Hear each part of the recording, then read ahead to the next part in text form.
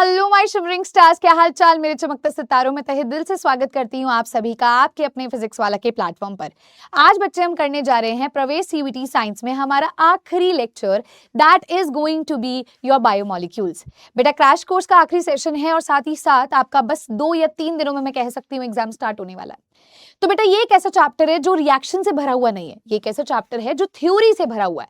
तो बेटा अगर आपको मार्क्स सिक्योर करने हैं तो इसमें कुछ चंद टॉपिक्स जैसे विटामिन की टाइप्स, विटामिन डिजीजेस वाला पार्ट, जैसे ग्लूकोज के स्ट्रक्चर वाला पार्ट, बेटा पॉलीसेकेराइड्स की थ्योरी वाला पार्ट, प्रोटीन्स के टाइप्स वाला पार्ट, बेटा इसको स्ट्रॉन्ग बनाना होगा।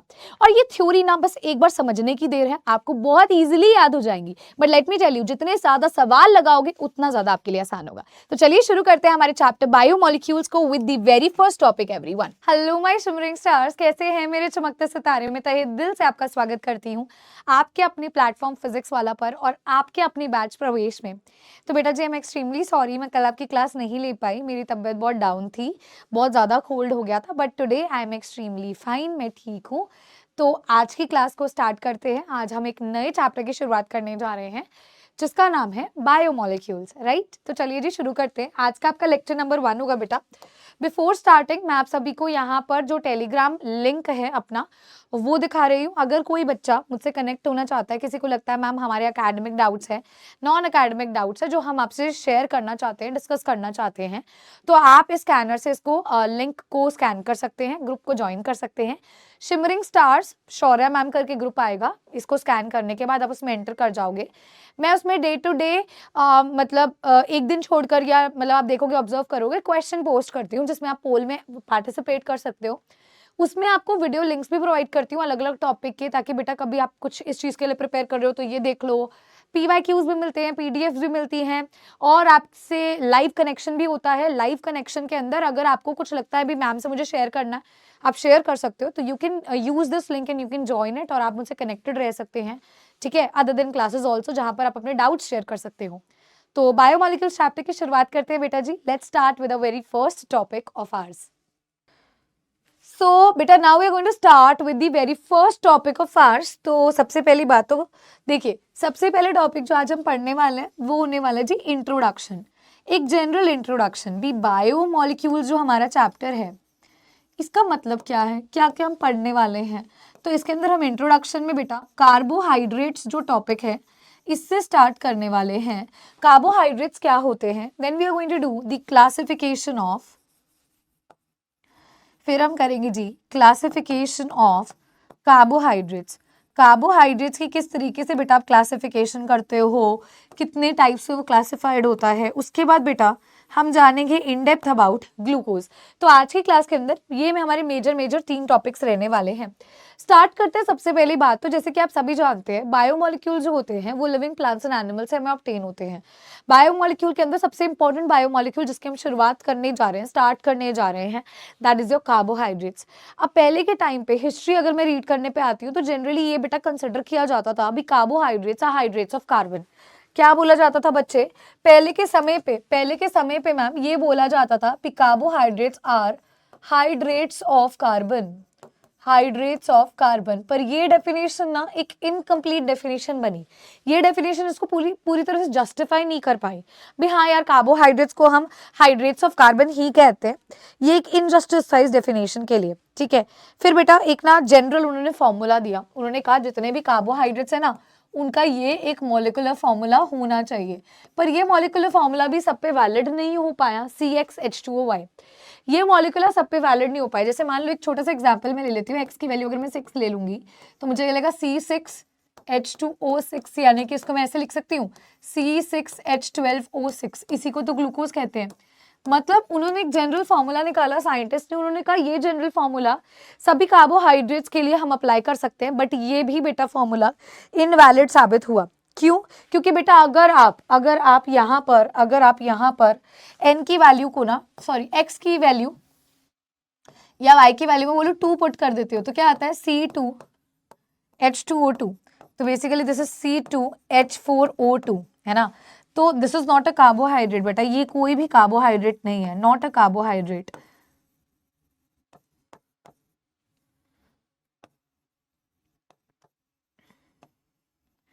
तो hydrates of carbon was not a correct definition, formula was not a correct definition, because ये एक कार्बोहाइड्रेट बच्चे आपका नहीं बनता है। क्यों नहीं बनता मैम? तो ये क्या है? अगर ये कार्बोहाइड्रेट नहीं आप बोल रही हो तो फिर ये है क्या यार? इसको बेटा हम ऐसे लिख सकते हैं C3CH3COH, जो कि क्या होता है? जो कि एसिडिक एसिड होता है। अब ये एसिडिक एसिड है, ये किस एंगल से आपको कार्बोहाइड्रेट दिख रहा है? दैट मीन्स सभी कार्बोहाइड्रेट्स भी इस फॉर्मूला को फुलफिल नहीं करते हैं, इसको सेटिस्फाई नहीं करते हैं। तो इवेंचुअली इतना कुछ होने के बाद फिर मैं अगर आपसे पूछती भाई क्या ऐसी डेफिनेशन थी जो कार्बोहाइड्रेट्स को हम समझाने के लिए यूज कर सकते हैं, जो हम बोल सकते हैं हाँ ये कार्बोहाइड्रेट होता है, तो बेटा एक प्यारी सी डेफिनेशन जो कि आपको पता होनी चाहिए। डेफिनेशन सेज दैट कार्बोहाइड्रेट्स क्या होते हैं? ऑप्टिकली एक्टिव पॉलीहाइड्रोक्सी एल्डिहाइड या कीटोन्स होते हैं। अभी आधी डेफिनेशन है। पहली बात तो ये सवाल आता है what do you mean by optically active polyhydroxy. देखो, पॉली का मतलब होता है बेटा मैनी, बहुत सारे। हाइड्रोक्सी का मतलब होता है बेटा OH ग्रुप। जब बहुत सारे OH ग्रुप किसी पर्टिकुलर कंपाउंड में प्रेजेंट होते हैं और उसमें बेटा या तो एल्डिहाइड ग्रुप हो या कीटोनिक ग्रुप हो, उनको हम क्या कह देते हैं? कार्बोहाइड्रेट्स कहते हैं। पहली डेफिनेशन तो ये हो सकती है, अभी मान लीजिए मेरे पास कोई भी कंपाउंड है, लेट्स कंसिडर बेटा मैं ग्लूकोज की ही आपसे बात करती हूँ। मैंने किसकी बात करी भाई? मैंने ग्लूकोज की, C6H12O6। कौन है ये भाई? ये ग्लूकोज है। अगर मान लीजिए बच्चे मैंने इस ग्लूकोज की बात करी तो मैंने बोला ग्लूकोज जो है, glucose is your poly hydroxy aldehyde. मान लीजिए मैंने आपको ये कह दिया भी भाई ग्लूकोज क्या होता है? पॉलीहाइड्रोक्सी एल्डिहाइड होता है। आप कहोगे हाँ मैम ये बात बिल्कुल सही है। पॉली क्यों? क्योंकि बहुत ज्यादा इसके अंदर OH ग्रुप प्रेजेंट है और एल्डिहाइड ग्रुप प्रेजेंट है। ऐसे ही बेटा मैं एक और ले लेती हूँ एग्जाम्पल, C6H12O6 मैंने ले लिया। बेटा ये एग्जाम्पल है फ्रक्टोज का। किसका एग्जाम्पल है मैम? लेट्स कंसिडर ये फ्रक्टोज का एग्जाम्पल है। अब आप कहोगे मैम ये क्या मतलब होता है? आपने ग्लूकोज के लिए भी सेम मॉलिक्यूलर फॉर्मूला बोला, आपने फ्रक्टोज के लिए भी सेम मॉलिक्यूलर फॉर्मूला बोला, what is the difference between both of them? भाई एक आपका पॉलीहाइड्रोक्सी एल्डिहाइड है तो दूसरा बेटा, दूसरा बच्चे आपका पॉलीहाइड्रोक्सी कीटोन है। अगर एक आपका पॉलीहाइड्रोक्सी एल्डिहाइड है तो दूसरा आपकी पॉलीहाइड्रोक्सी कीटोन है। चाहे इनका मॉलिक्यूलर फॉर्मूला सेम है लेकिन इन दोनों में बेटा फंक्शनल ग्रुप्स क्या है जी? डिफरेंट है, अलग अलग है। अब आप इस चीज को समझना, मैंने क्या बोला? कार्बोहाइड्रेट्स क्या होंगे? कार्बोहाइड्रेट्स ऑप्टिकली एक्टिव होते हैं। Now you know what is optically active compound. उसके अंदर कायरल सेंटर आपको देखने को मिलना चाहिए। कायरल सेंटर क्या होता है? एक ऐसा कार्बन जिसपे 4 अलग अलग ग्रुप लगे हैं। तो ये एक ऑप्टिकली एक्टिव कंपाउंड है, ये पॉलीहाइड्रोक्सी है, या तो एल्डिहाइड हो या कीटोन हो, तो ये कार्बोहाइड्रेट कहलाएगा। या फिर आधी डेफिनेशन बोली थी ना, या फिर ये ऐसे कंपाउंड दे दे हाइड्रोलिसिस पर। मतलब कि मान लीजिए मैंने एक और एग्जांपल ले लिया, C12H22O11। क्या लिया? C12H22O11। ये कौन है जी? ये सुक्रोज है। बेटा जब मैं सुक्रोज की करती हूँ हाइड्रोलिसिस, हाइड्रोलिसिस का मतलब इसकी रिएक्शन वाटर के साथ करवाई, इसमें जी पानी ऐड करवा दिया। अगर सुक्रोज की हाइड्रोलिसिस करती हूँ ना बेटा, तो मुझे ये ऐसे कंपाउंड देते हैं जो कि क्या है? जो कि पॉलीहाइड्रोक्सी एल्डिहाइड है, या फिर वो क्या है? या फिर वो पॉलीहाइड्रोक्सी कीटोन है।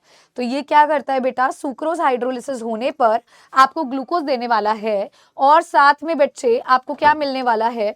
फ्रक्टोज मिलने वाला है। थैंक यू भैया।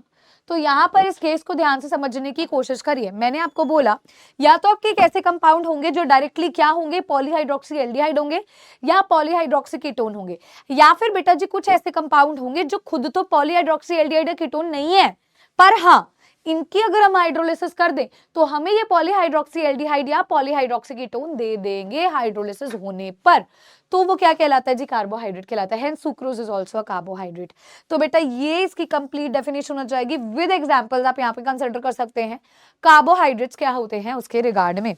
तो पहले मैं चाहूंगी सभी बच्चे एक एक पॉइंटर को नोट करेंगे, एक एक चीजों को नोट करेंगे ताकि मैम आगे बढ़ सके, है ना? एक एक चीजों को नोट करेंगे भाई।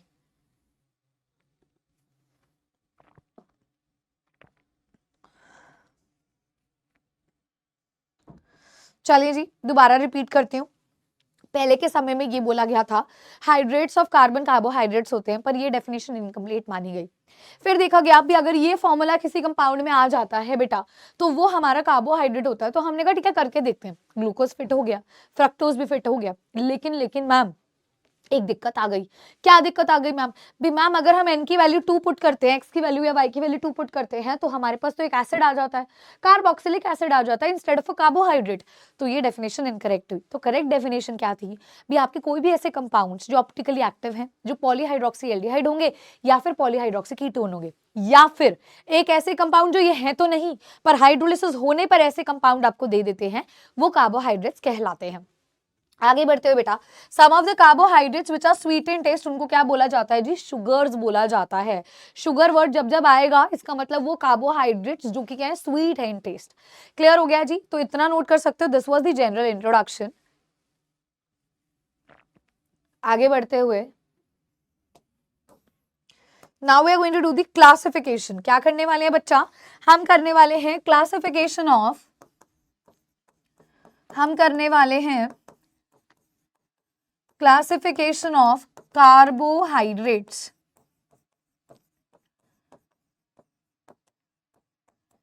क्या करेंगे बेटा जी?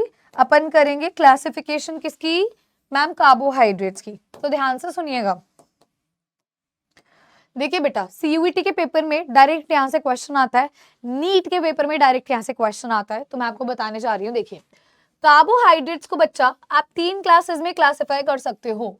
कार्बोहाइड्रेट्स को आप 3 क्लासेस में क्लासिफाई कर सकते हो। सबसे पहले आपके पास आते हैं मोनोसैकेराइड्स। कौन से आते हैं बेटा जी? मोनोसैकेराइड्स आते हैं। सेकंड आपके पास आते हैं ओलिगोसैकेराइड। कौन से आते हैं बेटा? ओलिगोसैकेराइड्स आते हैं। और थर्ड आपके पास आते हैं जिनका नाम है पॉलीसैकेराइड। जिनका नाम क्या है बेटा जी? पॉलीसैकेराइड है। तो बेटा कार्बोहाइड्रेट्स को आप 3 क्लासिफिकेशन में क्लासिफाई कर सकते हैं, monosaccharides, oligosaccharides and polysaccharides. Monosaccharides, oligosaccharides and polysaccharides. चलिए पहले इनका नाम से मतलब समझते हैं। बेटा मोनो का मतलब होता है एक, ठीक है। सैकेराइड का मतलब यहाँ पे हम किसकी बात कर रहे हैं? कार्बोहाइड्रेट की बात कर रहे हैं, शुगर की बात कर रहे हैं आम भाषा में। ओलिगो का मतलब क्या होता है बेटा? 2 से लेकर के 10। कितना? 2 से लेकर के 10। और पॉली का मतलब होता है मेनी, बहुत सारे।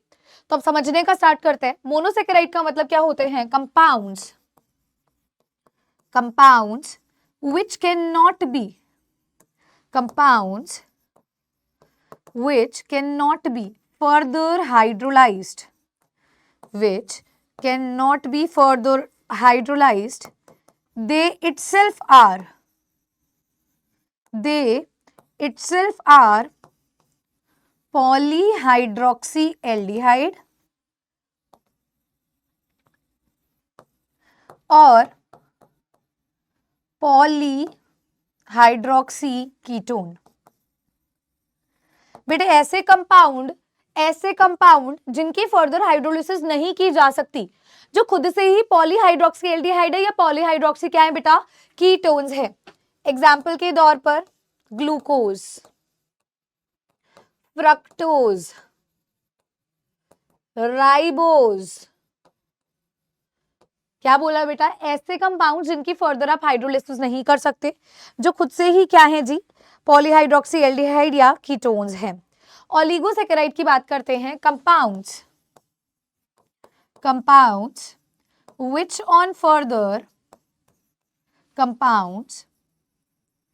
on further hydrolysis, जिनकी आप फर्दर हाइड्रोलिसिस करोगे, यील्ड का मतलब होता है बेटा प्रोड्यूस करना, है ना।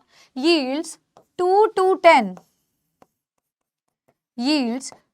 to 10 मोनोसैकेराइड, जो क्या करे बेटा? जिनकी हाइड्रोलिसिस होने पर हमें 2 से लेकर के 10 मोनोसैकेराइड यूनिट मिलते हैं, उन्हें क्या बोलते हैं?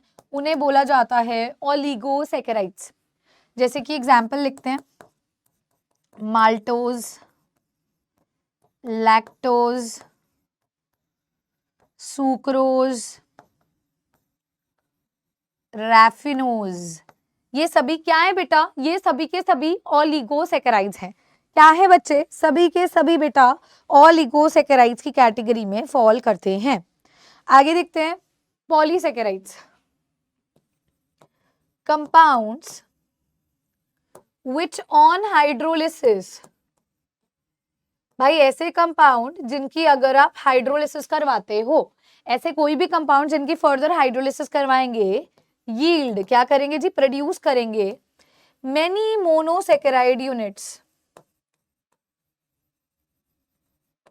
मेनी मोनोसेकेराइड यूनिट्स, जो बहुत ज्यादा मोनोसेकेराइड यूनिट्स लार्ज नंबर में, जनरली आप लिख लेना लार्ज अमाउंट में यहाँ पर आपके मोनोसेकेराइड जो हैं वो यील्ड होते हैं, ठीक है। एग्जाम्पल के तौर पर आप लिखना चाहते हो तो स्टार्च हो जाएगा बेटा, सेलुलोज हो जाएगा, ग्लाइकोजन हो जाएगा, गम्स हो जाएगा, कोई भी दो एग्जाम्पल आप यहाँ पर यूज कर सकते हैं। क्लियर?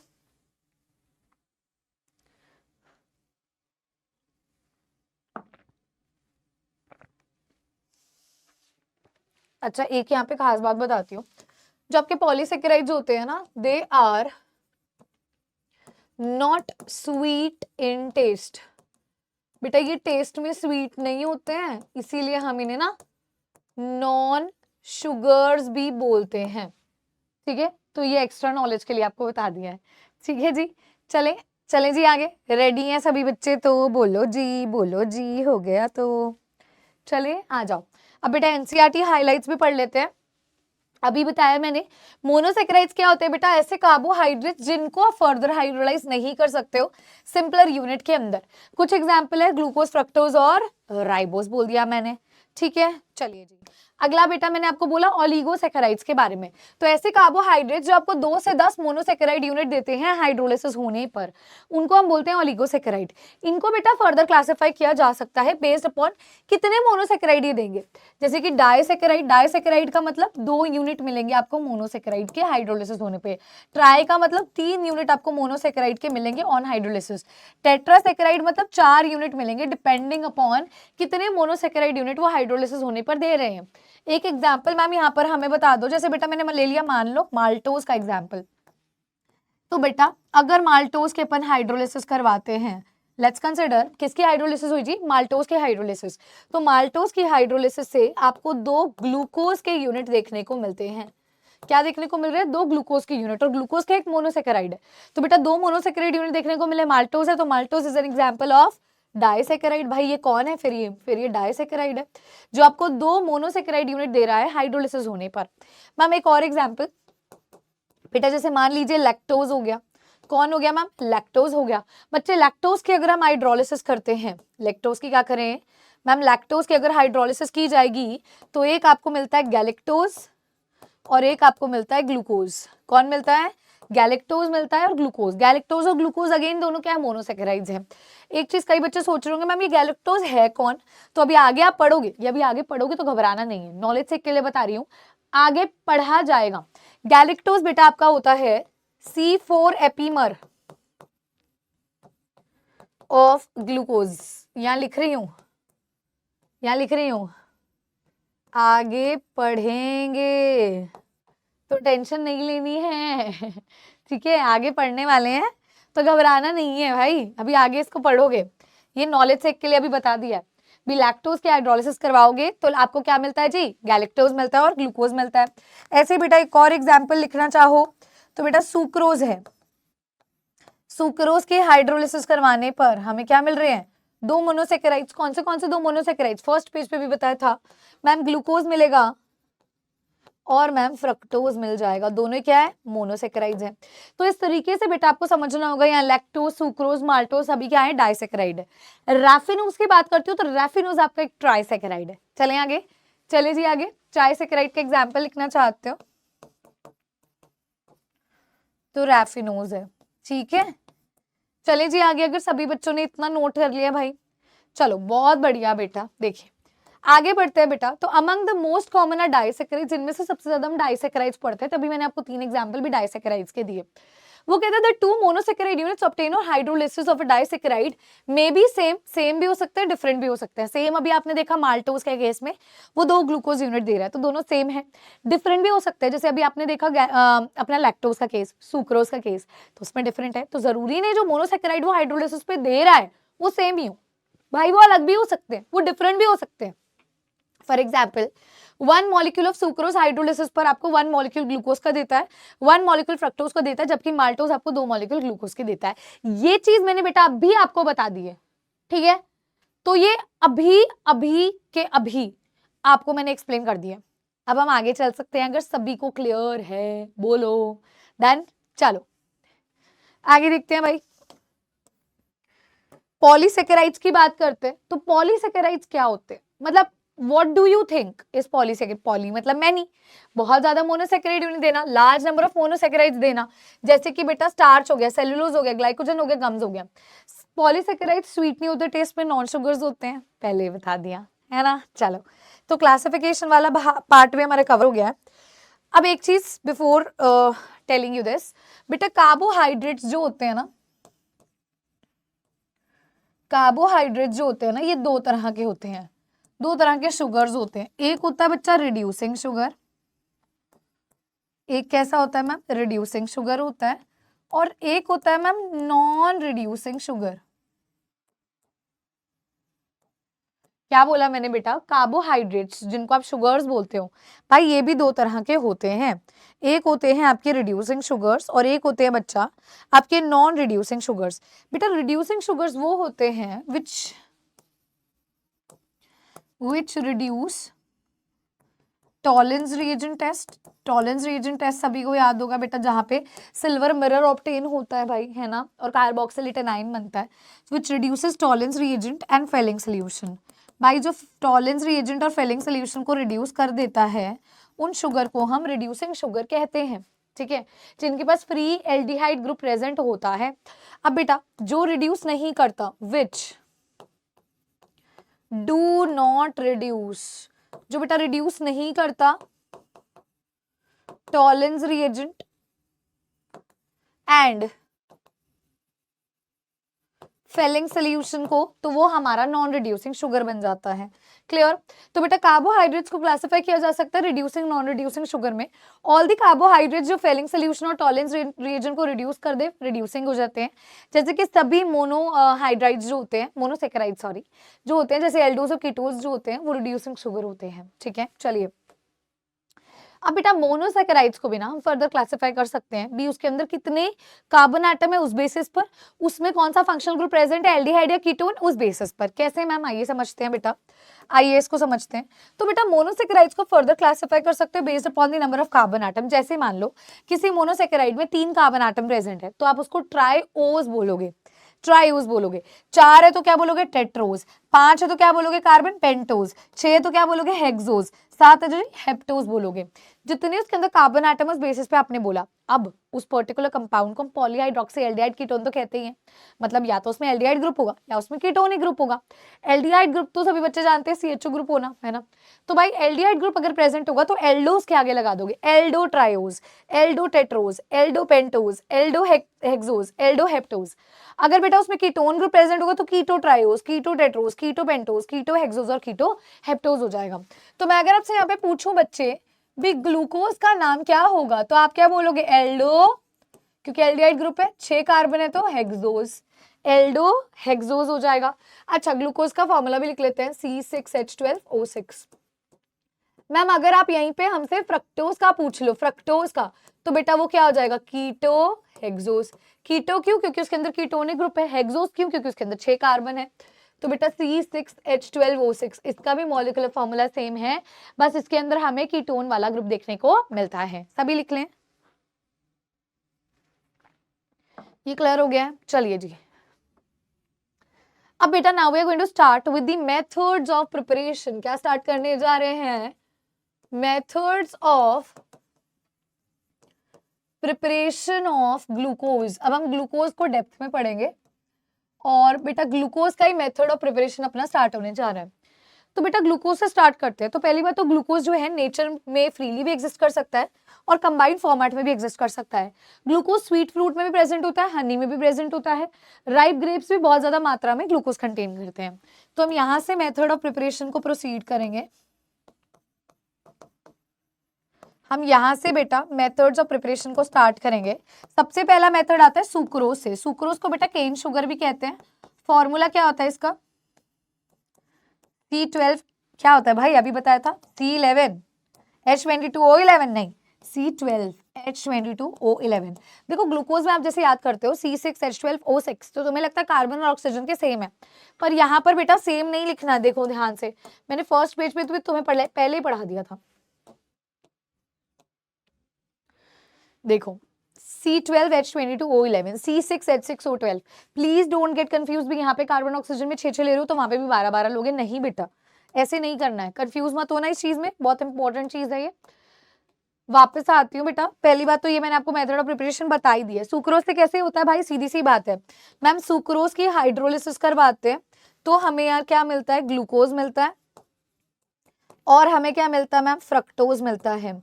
सुक्रोज का मॉलिक्यूलर फॉर्मूला है C12H22O11, ग्लूकोज का है C6H12O6, फ्रक्टोज का है C6H12O6। मैम ये हमारे मॉलिक्यूलर फॉर्मूला रहते हैं। अगर सुक्रोज को हम बॉईल करते हैं मैम डाइल्यूट HCl में, किसकी प्रेजेंस में भाई, डाइल्यूट HCl या H2SO4 की प्रेजेंस में आप अल्कोहलिक सोल्यूशन में इसको बॉईल करते हो तो आपको ग्लूकोज और फ्रक्टोज जो है इक्वल मात्रा में देखने को मिलते हैं। सबसे पहला बेटा मेथड ऑफ प्रिपरेशन हमारा यही हो जाएगा, ठीक है। सबसे पहला बच्चा मेथड ऑफ प्रिपरेशन जो अपना होता है वो यही हो जाता है, क्लियर, ठीक है। चलिए अगला मेथड आता है बेटा स्टार्च से ऑब्टेन करना। पहली बात तो स्टार्च का फॉर्मूला क्या होता है, C6H10O5। बेटा ये स्टार्च का फॉर्मूला होता है। जब आप इसको स्टार्च से ऑब्टेन करते हो तो आपको n number of glucose molecule मिलते हैं, जितने n की वैल्यू यहाँ लोगे वही n नंबर ऑफ आपको ग्लूकोज यूनिट्स आपको देखने को मिलते हैं। तो आप स्टार्च से भी बेटा जी, स्टार्च से भी बच्चे ऑब्टेन कर सकते हो। स्टार्च क्या होता है, एक पॉलीसेकेराइड, पॉलीसेकेराइड जो अनगिनत ग्लूकोज मॉलिक्यूल से बना, मैनी ग्लूकोज मॉलिक्यूल से बना है ना। तो कमर्शियली हम इसको इससे प्रिपेयर कर सकते हैं, स्टार्च के हाइड्रोलिसिस कर करके हमें ग्लूकोज मिल सकता है, ठीक है, इस तरीके से। तो ये हमारा बेटा सेकंड मेथड ऑफ प्रिपरेशन हो जाता है। 2 ही मेथड ऑफ प्रिपरेशन है, इतने मेथड नहीं है जितने तुम पिछले चैप्टर्स में पढ़ते आ रहे हो। ओके बच्चे स्टार्ट कर रहे हैं with the structure of glucose. Heading डालेंगे स्ट्रक्चर ऑफ ग्लूकोज। ग्लूकोज का स्ट्रक्चर किसने डिटरमाइन किया, कैसे डिटरमाइन किया, क्या क्या रिएक्शंस हुई, क्या क्या एक्सपेरिमेंट हुए। तो बेटा यहाँ पे जितने आपसे स्टार्स लगते हैं भाई लगा दो, इस टॉपिक पर जितने स्टार्स आपसे लगते हैं लगा दो, क्योंकि एक सवाल CUET में, एक सवाल बोर्ड्स में, एक सवाल नीट में, एक सवाल JEE में, भाई हर जगह इस टॉपिक से आपको देखने को मिलेगा ही मिलेगा बच्चा, ठीक है जी। एक सवाल इस टॉपिक से देखने को मिलेगा ही मिलेगा। पहली भी बात तो ग्लूकोज को हम एल्डोहेक्सोज कहते हैं, भाई हमने पहले पढ़ लिया। इसको बेटा डेक्सट्रोज भी कहा जाता है। अब ये डेक्सट्रोज का मतलब क्या होता है बेटा, डेक्सट्रोज का मतलब होता है the one which is dextrorotatory, मतलब ऐसी चीज जो क्या है बेटा, डेक्स्टो रोटेटरी है। अब मैम ये डेक्स्टो रोटेटरी का मतलब क्या होता है, देखो आपने घर पे घड़ी देखी होगी, अगर आपकी घड़ी जो है वो राइट डायरेक्शन में रोटेट करती है, राइट कौन सी होती है भाई, ऐसे घड़ी है ऐसे रोटेट करिए राइट में, क्लॉकवाइज रोटेशन होती है। डेक्स्टो रोटेटरी का मतलब क्लॉकवाइज जिसकी रोटेशन हो जाए, ठीक है, जिसको हम स्मॉल d से भी लिखते हैं, ठीक है, या हम जिसको पॉजिटिव से भी लिखते हैं, तो बेटा वो डेक्स्ट्रो रोटेटरी कहलाता है। इसको समझने की कोशिश करना। आपने पढ़ा होगा ऑप्टिकली एक्टिविटी के बारे में 11वीं कक्षा में, और मैं मानती हूँ बहुत सारे बच्चे नहीं पढ़ते उस समय पे, तो मैं आपको आम भाषा में समझाती हूँ। जो प्लेन पोलराइज लाइट होती है, अभी आगे डेप्थ में भी पढ़ेंगे, PPL जिसको बोलते हैं, प्लेन पोलराइज लाइट, जो कि एक ही डायरेक्शन में, मान लो सीधी डायरेक्शन में है, अगर वो खुद को, अगर जैसे मान लो सीधी डायरेक्शन में राइट डायरेक्शन में रोटेट करवा देती है, उसको डेक्स्ट्रो रोटेटरी बोलते हैं, उसको क्लॉकवाइज डायरेक्शन में रोटेशन बोलते हैं, उसके लिए हम पॉजिटिव सिंबल का इस्तेमाल करते हैं। तो ग्लूकोज डज दैट, ठीक है, इस वजह से डेक्स्ट्रोज भी कहलाता है। It is monomer of large number of larger carbohydrate starch cellulose, मतलब कि स्टार्च सेलुलोज कैसे बने, ग्लूकोज से बने, अनगिनत large number of glucose unit से बने मिलकर के। It is probably the most abundant organic compound on earth, right. आगे it was assigned the structure given below on the basis of the evidences, कुछ एविडेंसेस हुए, कुछ एक्सपेरिमेंट्स किए और इसके स्ट्रक्चर को जस्टिफाई किया गया। कितने कार्बन हैं, अच्छा कितने OH ग्रुप हैं, एल्डिहाइड ग्रुप ही होगा या कीटोन भी हो सकता है, कार्बोनाइल ग्रुप होगा या नहीं होगा, तो ये सारी बातें हुई हैं। तो चलिए पहला एविडेंस है बेटा, इसका मॉलिक्यूलर फॉर्मूला देखा गया था C6H12O6। कितना? C6H12O6। तो अगर O6 मैं अगर आपसे पूछूं बेटा इसका मॉलिक्यूलर मास निकालो, तो आप बोलोगे 6 इंटू कार्बन का मास प्लस 12 इंटू हाइड्रोजन का मास प्लस बेटा ऑक्सीजन मतलब 6 इंटू ऑक्सीजन का मास। मैम 6 इंटू कार्बन का मास होता है 12, हाइड्रोजन का होता है 1, तो 12 इंटू 1, और ऑक्सीजन का होता है 16, 16 इंटू में 6, तो कितना आ जाएगा यहाँ से 72 प्लस 12 प्लस मैम 96, कितना आ जाएगा 84 प्लस में 96 यानी कि 180। तो अगर इसके मॉलिक्यूलर मास की बात करते हैं तो दैट इज 180 ग्राम्स, है ना भाई, 180 इसका मॉलिक्यूलर मास होता है। सेकंड चीज ये देखी गई, अब ये तो पता चल गया इसका फॉर्मूला ये होता है, इसका मास ये होता है। अब ये देखना इसका स्ट्रक्चर कैसा होता है। पहली यहाँ पर हमने जो एविडेंस करवाया, एक्सपेरिमेंट करवाया, उसके अंदर ये देखा गया अभी जितने भी कार्बन एटम इसके अंदर आपको देखने को मिलेंगे ग्लूकोज के स्ट्रक्चर में सभी स्ट्रेट चेन में कनेक्टेड है।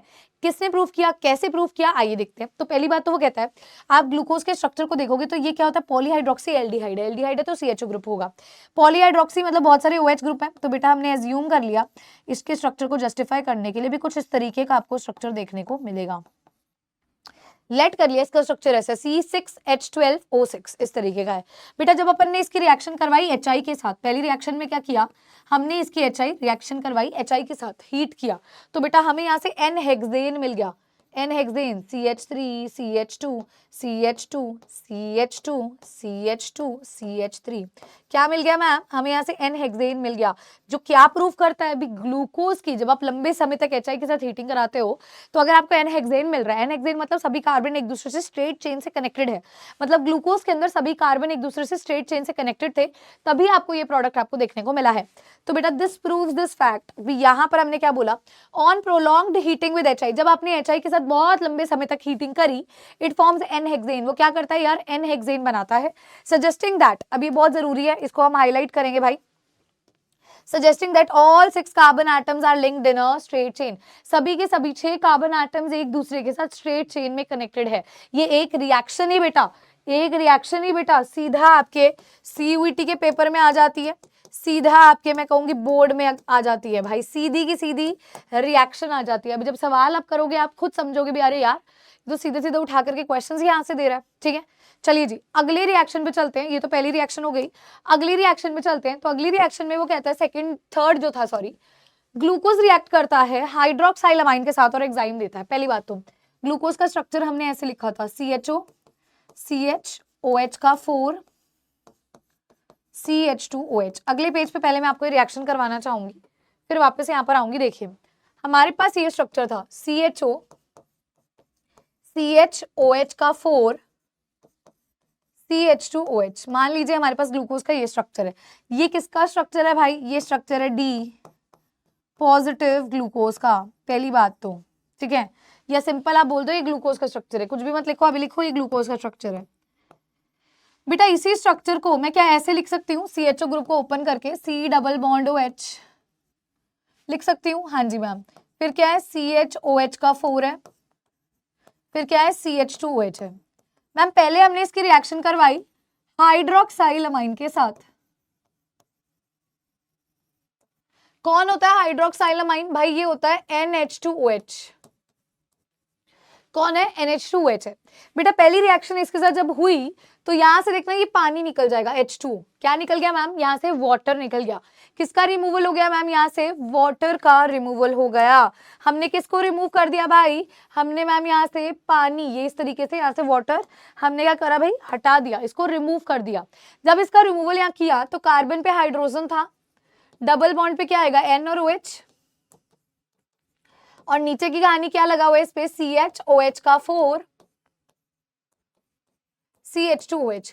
तो बेटा ये यहाँ से क्या बना, ऑक्साइम बन गया, क्या बन गया बेटा, ऑक्साइम बन गया। तो बेटा ये रिएक्शन तभी हो पाएगी जब कार्बन और ऑक्सीजन में कैसा बॉन्ड है, डबल बॉन्ड है। तो बेटा इस रिएक्शन से किसकी कंफर्मेशन मिली भी, आपके कंपाउंड के अंदर जो आप ग्लूकोज का स्ट्रक्चर ले रहे थे वो कार्बोनाइल कंपाउंड कंटेन करता है, उसमें C double bond group present है, तो ये कंफर्मेशन मिली थी। आइए चेक करते हैं, ग्लूकोज रिएक्ट्स विद हाइड्रोक्साइलामाइन, जब आपने इसकी रिएक्शन NH2OH के साथ करवाई तो आपको बच्चे क्या मिला, ऑक्साइम मिला, क्या मिला, ऑक्साइम मिला। पहली रिएक्शन मैंने आपको पिछले नेक्स्ट पेज पे करवा दी है। And add the molecule of, second reaction करते हैं, वो कहता है हाइड्रोजन साइनाइड भी ऐड करो। मान लीजिए फिर से वही बात, C डबल बॉन्ड O है, H है, CHOH का 4 है, CH2OH है। बेटा अब मैंने रिएक्शन करवाई HCN के साथ, हाइड्रोजन साइनाइड के साथ। किसके साथ रिएक्शन करवाई? HCN के साथ, H positive CN negative, oxygen पे पार्शियल नेगेटिव, कार्बन पे पार्शियल पॉजिटिव। ऐसे बेटा मैंने इस रिएक्शन को प्रोसीड करवाया। बेटा बहुत सीधी सी बात है, नेगेटिव चार्ज आता है पॉजिटिव के पास, कार्बन भाई 5 बॉन्ड नहीं बनाएगा, तो ये अपने इलेक्ट्रॉन्स ऑक्सीजन पे ब्रेक करेगा और H पॉजिटिव वहां चला जाएगा। ऐसा होगा मैम। क्या होगा देखो, कार्बन पे मैम लग गया CN, कार्बन पे एक हाइड्रोजन पहले से था और इधर O नेगेटिव पे आ गया OH। बाकी की कहानी मैम एज इट इज। तो बेटा ये जो चीज यहां से हमें देखने को मिलती है, इसको बोला जाता है साइनोहाइड्रिन।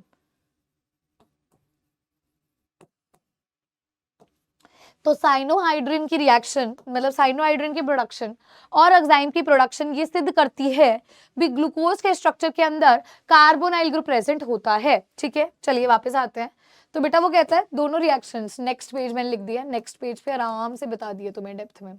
तो पहली चीज, ग्लूकोज रिएक्ट करता है हाइड्रोक्साइलमाइन के साथ, NH2OH के साथ, क्या देगा आपको? ऑक्साइन दे देता है। ठीक है, and add the molecule of hydrogen cyanide to give cyanohydrin. अगर आप HCN ऐड करते हो तो साइनोहाइड्रिन मिल जाता है। दीज रिएक्शंस क्या करती हैं भाई, आ जाओ, these reactions confirm the presence of carbonyl group. भाई कार्बोनाइल ग्रुप प्रेजेंट है ग्लूकोज में। चलिए जी, इतना क्लियर हो गया। पहली हमने रिएक्शन की थी, उसका पहला हमने बोला मॉलिक्यूलर फॉर्मूला, मॉलिक्यूलर मास। दूसरा HI के साथ जब रिएक्शन कराई तो ये सिद्ध हुआ भी ग्लूकोज के अंदर 6 के 6 कार्बन एटम स्ट्रेट चेन में कनेक्टेड है। दूसरी रिएक्शन ने ये सिद्ध किया भी जो हमारी रिएक्शन हुई है उससे ये पता चला भी ग्लूकोज के स्ट्रक्चर के अंदर ma'am carbon double bond oxygen present होता है, तभी वो रिएक्शन हो पाई है। आगे चलते हैं। तो बेटा फोर्थ रिएक्शन है भी ग्लूकोज जो है वो ऑक्सीडाइज हो जाता है 6 कार्बन कार्बोक्सिलिक एसिड में, जिसको ग्लूकोनिक एसिड कहते हैं, जब एक mild oxidizing agent bromine water के साथ रिएक्शन हो। कैसे मैम? अगर हमारे पास CHOH का 4 है, CH2OH है मैम, मैंने इसकी मान लो रिएक्शन करवा दी Br2 वाटर, ब्रोमीन वाटर के साथ। भाई माइल्ड ऑक्सीडाइजिंग एजेंट है, माइल्ड ऑक्सीडाइजिंग एजेंट होता है, तो बेटा ये जो CHO ग्रुप है ना, ये COH में कन्वर्ट हो जाता है। किसमें भाई? CHO कन्वर्ट हो जाता है COOH ग्रुप में, जिससे बेटा ये सिद्ध होता है भी अगर एल्डिहाइड होगा तभी वो कार्बोक्सिलिक एसिड में कन्वर्ट होगा ना, एल्डिहाइड नहीं होगा तो नहीं होगा। मतलब ये कंफर्म कर देता है भी जो यहाँ पे कार्बोनाइल ग्रुप प्रेजेंट था वो एल्डिहाइड है, कीटोन नहीं। कीटोन होता तो कार्बोक्सिलिक एसिड में कन्वर्जन नहीं होती, एल्डिहाइड है तभी कन्वर्जन हुई है। और ये जो प्रोडक्ट बना है बेटा, इसका नाम है ग्लूकोनिक एसिड। मतलब ऊपर वाली रिएक्शन तक अभी तो आप ये कंफर्मेशन लेकर के आ रहे थे भी आपके कंपाउंड के अंदर, ग्लूकोज के अंदर कार्बोनाइल ग्रुप प्रेजेंट है। अब जब वो कंफर्मेशन आ गई तो अब आप ये कंफर्म कर रहे हो भी इसके अंदर कौन सा ग्रुप प्रेजेंट है भाई? एल्डिहाइड ग्रुप प्रेजेंट है। देख लीजिए, indicates that the carbonyl group is present as an aldehyde group, वो एल्डिहाइड ग्रुप है। क्लियर हो गया? चलिए आगे बढ़ते हैं। 2 और रिएक्शंस बेटा, फिर ये टॉपिक हमारा कंप्लीट हो जाएगा। फिर वो कहता है एसिटाइलेशन करते हो। अब देखो हमने ये देख लिया, 6 कार्बन आटम है, स्ट्रेट चेन में कनेक्टेड है, कार्बोनाइल ग्रुप प्रेजेंट है, एल्डिहाइड ग्रुप प्रेजेंट है। अब हमें यहाँ पर ये चेक करना है भी जो हमारी रिएक्शन है उसमें कितने OH ग्रुप हैं और वो OH ग्रुप कौन से डिग्री के हैं। तो बेटा सबसे पहले तो कितने OH ग्रुप हैं कंफर्म करने के लिए एसिटाइलेशन करेंगे, मतलब एसाइल ग्रुप के एडिशन करेंगे। तो जैसे मान लो ग्लूकोज का स्ट्रक्चर है CHOH का 4 CH2OH। एसिटाइलेशन करने का मतलब क्या है? मान लीजिए मैंने इसकी रिएक्शन करवा दी है किसके साथ? एसिटिक एनहाइड्राइड के साथ। क्या होता है? RC double bond O C double bond O R को एसिटिक एनहाइड्राइड कहते हैं। तो CH3 C double bond O C double bond O CH3 हमारे पास है। बेटा ये पूरा का पूरा जो ग्रुप है, ये जो पूरा का पूरा हिस्सा है, ये OH की जगह पे आ जाता है। जहां जहां OH है वहां वहां ये आ जाता है, पूरा का पूरा हिस्सा। तो देखो हमें यहाँ से क्या मिलता है? CHO CH के साथ लग गया O, C double bond O CH3, नीचे क्या है? CH2, OH की जगह पे क्या लग जाएगा? O, C double bond O CH3। ये कितने थे? ये 4 थे, तो ऐसे हो जाएगा। तो बेटा जितने OH ग्रुप थे उतनी जगह रिप्लेसमेंट होगी, 4 और 1 5। मतलब ये सिद्ध करता है भी आपका जो एक कंपाउंड था इसके अंदर 5 OH ग्रुप्स प्रेजेंट होते हैं। दोबारा देखते हैं इस रिएक्शन को। हमने बोला भी हमारे पास ग्लूकोज का मॉलिक्यूल था, ग्लूकोज के मॉलिक्यूल की हमने एसिटिक एनहाइड्राइड के साथ रिएक्शन कराई तो जितने OH ग्रुप थे उस जगह पे OC डबल बॉन्ड और CH3 आ गया, जो कि ये सिद्ध करता है बेटा भी ये जो रिएक्शन हुई है इससे आपका जो प्रोडक्ट आपको यहाँ पे देखने को मिला है फाइनल, उसके अंदर 5 OH ग्रुप हैं तभी आपको देखने को मिला है, अदरवाइज नहीं मिलता। अब बेटा जो OH ग्रुप है वो कैसे हैं, प्राइमरी अल्कोहल है, सेकेंडरी है, टर्शरी है, तो उसके लिए एक आखिरी रिएक्शन जो हमारी चलती है, एक आखिरी रिएक्शन बच्चा, वो क्या है, ऑक्सीडेशन करवाना नाइट्रिक एसिड के साथ। तो बेटा मान लीजिए आपके पास है ग्लूकोज, CHO CH2OH का 4 सॉरी CHOH का 4 CH2OH। बेटा जब आप इसकी करवाते हो HNO3 के साथ रिएक्शन, पहली बात तो CHO और CH2OH दोनों COH में कन्वर्ट हो जाएंगे, दोनों के दोनों, ऊपर भी COH नीचे भी COH आ जाएगा। ऐसे ही बेटा अभी जो आपने ग्लूकोनिक एसिड बनाया था उससे भी इसकी कन्वर्जन कर सकते हो, ग्लूकोनिक एसिड में तो एक ही COH ग्रुप था ना, तो बेटा उसकी भी HNO3 के साथ रिएक्शन कराओगे तो आप ये बना सकते हो। तो ये क्या होता है, ग्लूकोनिक एसिड, और बेटा ये जो आपका ग्रुप आपको देखने को मिला है इसको सैकरिक एसिड बोलते हैं। ये सिद्ध करता है भी आपके प्राइमरी अल्कोहलिक ग्रुप्स यहाँ पे प्रेजेंट है। ये किसकी प्रेजेंस की कंफर्मेशन देता है, प्राइमरी अल्कोहलिक ग्रुप की कंफर्मेशन देता है, प्रेजेंस की कंफर्मेशन देता है। तो बेटा ये 6 रिएक्शंस हैं, मैं कहूंगी इन 6 से ज्यादा कुछ भी इंपॉर्टेंट नहीं है। These are the most most most most important reaction. अगर मैं आपको बोल देती हूँ मैं इस चैप्टर को ले लूँ तो भाई सबसे ज्यादा इंपॉर्टेंट आपकी यही रिएक्शंस होंगी बेटा जी, ठीक है। तो बेटा यहाँ पे इसका स्ट्रक्चर डन होता है ना। अभी मैं इसका ये structure done in the sense इसके स्ट्रक्चर के एविडेंसेस डन होते हैं, अभी इसका साइक्लिक स्ट्रक्चर, हार्वर्थ स्ट्रक्चर, ये सब करवाना बाकी है। पर मैं आपको एक पहली बात बता दूं, अगर मैंने आज ही की क्लास में सब कुछ पढ़ा दिया ना बहुत हेक्टिक हो जाएगा, तो आज की क्लास में इतनी रखूंगी, लेकिन मैं रिवीजन जरूर करवा के भेजूंगी क्योंकि ये थ्योरेटिकल चैप्टर है। बेटा थ्योरेटिकल चैप्टर में आप जितनी रिवीजन करते हो ना उतना बेनिफिट आपको रहता है। तो बेटा स्टार्ट करते हैं फ्रॉम दी वेरी स्टार्ट। मैंने बताया था कार्बोहाइड्रेट्स क्या होते हैं, है ना, एक एक चीज को अच्छे से समझने की कोशिश करते हैं। कार्बोहाइड्रेट्स मैंने बोला था हाइड्रेट्स ऑफ कार्बन को कार्बोहाइड्रेट्स कहते हैं, first definition was wrong. Second definition बेटा इस स्ट्रक्चर के अराउंड रिवॉल्व कर रही थी, मैंने बोला था जिन जिन मॉलिक्यूल का ये स्ट्रक्चर होगा वो कार्बोहाइड्रेट्स होंगे, बट ये हमारे पास एक एक्सेप्शन आ जाता है जो एसिडिक एसिड हमें यहाँ पे देखने को मिला। Acidic acid is not a carbohydrate, है ना, तो ये चीज हमें कंफर्म हुई। तो क्या डेफिनेशन हमने बोली भी जितने भी आपके optically active polyhydroxy aldehyde ketone होंगे भाई वो आपके क्या कहलाते हैं, कार्बोहाइड्रेट्स कहलाते हैं। जो टेस्ट में स्वीट होते हैं वो शुगर्स होते हैं, जो नहीं होते हैं वो नॉन शुगर्स होते हैं। इसके बाद मैंने आपको यहाँ पे बताया क्लासिफिकेशन करवाई, अच्छा आधी डेफिनेशन बताई थी, जो खुद तो पॉलीहाइड्रोक्सी एल्डिहाइड कीटोन हो वो कार्बोहाइड्रेट्स हैं, सैकेराइड्स हैं, ठीक है। या फिर जो एक ऐसे यूनिट देते हैं हाइड्रोलिसिस होने पे जो पॉलीहाइड्रोक्सी एल्डिहाइड या पॉलीहाइड्रोक्सी क्या है जी, कीटोन्स है, ठीक है। अब बेटा मोनोसेकेराइड्स, ओलिगो एंड पॉली में क्या फर्क होता है, मोनो का मतलब होता है एक, जिनके आप फर्दर हाइड्रोलिसिस नहीं कर सकते हो, जैसे बेटा ग्लूकोज, फ्रक्टोज, राइबोज हो गया। ओलिगोसेकेराइड्स का मतलब होता है जो 2 से 10 मोनोसेकेराइड यूनिट आपको दे दे हाइड्रोलिसिस होने पर, जैसे कि अगर मैं सुक्रोज की बात करती हूँ वो 2 देते हैं तो डाइसेकेराइड, रेफिनोज 3 देते हैं तो ट्राइसेकेराइड हो जाएगा। पॉली का मतलब मैंने बहुत सारे मोनोसेकेराइड यूनिट्स देते हैं, तो स्टार्च, सेलुलोज, ग्लाइकोजन, गम्स ये सब आ जाएंगे। फिर यही चीज मैंने आपको यहाँ पे बता दी थी। कार्बोहाइड्रेट्स बेटा रिड्यूसिंग भी हो सकते हैं, नॉन रिड्यूसिंग भी हो सकते हैं। रिड्यूसिंग शुगर्स बेसिकली वो होते हैं जो टॉलरेंस रिएजेंट और फेलिंग सॉल्यूशन टेस्ट को रिड्यूस कर देते हैं, जो नहीं करते हैं वो नॉन रिड्यूसिंग शुगर्स की कैटेगरी में फॉल करेंगे। इसके बाद बच्चे मैंने आपको क्लासिफिकेशन बताई भी कितने कार्बन आटम उस बेसिस पर, है ना। फिर मैंने ग्लूकोज के 2 मॉलिक्यूल मतलब 2 मैंने मेथड ऑफ प्रिपरेशन बताए एंड देन मैंने स्ट्रक्चर का पार्ट बताया। HI के साथ हीट करूंगी तो ये कंफर्म करता है भी सभी कार्बन आटम्स 6 के 6 स्ट्रेट चेन में है। ऑक्साइम और साइनोहाइड्रिन की प्रोडक्शन ये बताती है भी कार्बोनिल ग्रुप है। ग्लूकोनिक एसिड की जो कंफर्मेशन है वो ये बताती है भी एल्डिहाइड ग्रुप प्रेजेंट था। इसके बाद बेटा जी जब हमने एसिडिक एनहाइड्राइड के साथ रिएक्शन करवाई तो कंफर्मेशन हुई 5 OH ग्रुप प्रेजेंट है और 5 के 5 प्राइमरी अल्कोहल है। ये कंफर्मेशन हुई कब, जब नाइट्रिक एसिड के साथ रिएक्शन हुई। तो बेटा जी ये आपकी आज के लेक्चर के बारे में था। अब मैं आपको पहले ही बता देती हूँ, अब हम स्टार्ट करने जा रहे हैं with the structure of glucose. क्या स्टार्ट करेंगे बेटा, now we are going to start with the structure of glucose in depth. ध्यान से ग्लूकोज मॉलिक्यूल के स्ट्रक्चर को बेटा पढ़ना शुरू करते हैं, स्टार्ट करते हैं। आइए देखते हैं। तो बेटा पहली बात तो आप ध्यान से सुनिएगा, एक एक चीज को, स्ट्रक्चर को साथ साथ ड्रॉ करना, तभी आपके लिए बेनिफिशियल होगा। कैसे मैम? देखो अभी तक बच्चे अपन ऐसे लिखते हैं CHO, CHOH का 4 है ना, CH2OH, अभी तक यार हम ऐसे लिखते हैं। अब हम इसका ओपन चेन स्ट्रक्चर फॉर्मूला लिखेंगे, फिशर प्रोजेक्शन फॉर्मूला लिखेंगे, हार्वर्थ स्ट्रक्चर लिखेंगे, एक एक करके सारे स्ट्रक्चर्स ड्रॉ करते हैं। पहली बात तो बेटा जब आप इसको ओपन करके लिखेंगे, कैसे लिखा जाएगा देखिए, ये जो CHO है, ठीक है, ऐसे लिख दो CH डबल बॉन्ड OH, कोई दिक्कत नहीं, एल्डिहाइड ग्रुप है। अब बेटा आगे देखिए, ये CH कितने, 4 कार्बन है, तो 1 कार्बन, 2 कार्बन, 3 कार्बन, 4 कार्बन, ऐसे। और फिर क्या लिखा है नीचे एंड में, CH2OH। मतलब कि इसका मतलब क्या हुआ बेटा, ये जितनी भी चीजें आपको दिख रही है, ये कार्बन कार्बन कार्बन कार्बन को रिप्रेजेंट कर रही हैं। दूसरी बात, अब यहां पर एक जो बच्चे गलतियां कर देते हैं ज्यादातर केसेस में, बेटा पहले लिखेंगे आप H, फिर लिखेंगे आप OH, फिर लिखेंगे आप OH, फिर लिखेंगे आप H, फिर लिखेंगे H, फिर लिखेंगे OH, फिर लिखेंगे H जी, फिर लिखेंगे OH। बस यहाँ पर इस कार्बन का ध्यान रखना भी, इधर OH आता है, इधर H आता है। पहले आप इस स्ट्रक्चर को इस तरीके से लिखेंगे। अब बेटा जी ये जो स्ट्रक्चर आपको देखने को मिल रहा है, ये D पॉजिटिव ग्लूकोज का स्ट्रक्चर है। किसका?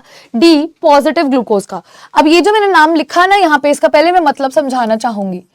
D पॉजिटिव ग्लूकोज, देखो ग्लूकोज का तो आपको पता है मॉलिक्यूलर फॉर्मूला ये होता है बेटा। ये जो कैपिटल D है ये किसको रिप्रेजेंट करता है भी? अगर आप नीचे से देखते हो तो ये कार्बन कैसा है, स्टार लगाएं इस पे, कायरल है। कायरल क्यों है मैम? एक हाइड्रोजन है, एक ये ग्रुप है, एक ये ग्रुप और एक पूरा ग्रुप है, 4 अलग अलग ग्रुप है। तो अगर इस कार्बन के राइट हैंड साइड पर, ये राइट हैंड साइड है, OH ग्रुप प्रेजेंट होगा तो कैपिटल D का आप इस्तेमाल करते हो। ठीक है, क्लियर हो गया है ना? तो OH यहाँ पर ऑन दी राइट साइड मैंने नीचे स्टार से रिप्रेजेंट कर दिया है। ठीक है, अच्छा अब इसके बाद बेटा यहाँ पर आप देख रहे होंगे ये पॉजिटिव सिंबल। तो बेटा अभी बताया था पॉजिटिव का मतलब होता है डेक्स्ट्रो रोटेटरी। डेक्स्ट्रो रोटेटरी को इधर आप स्मॉल d या पॉजिटिव से रिप्रेजेंट करते हो, तो कैपिटल D को डेक्स्ट्रो रोटेटरी मत समझ लेना, गलती से भी भूल मत कर देना। ठीक है, चलिए अब आगे बढ़ते हुए बेटा, अब हम इसका एक स्ट्रक्चर बनाते हैं।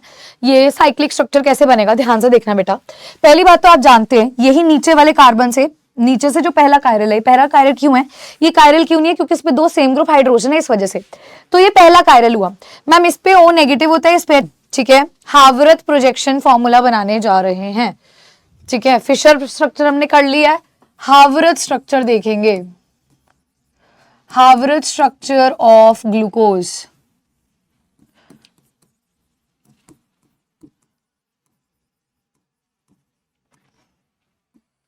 देखते हैं बेटा, ध्यान से देखना।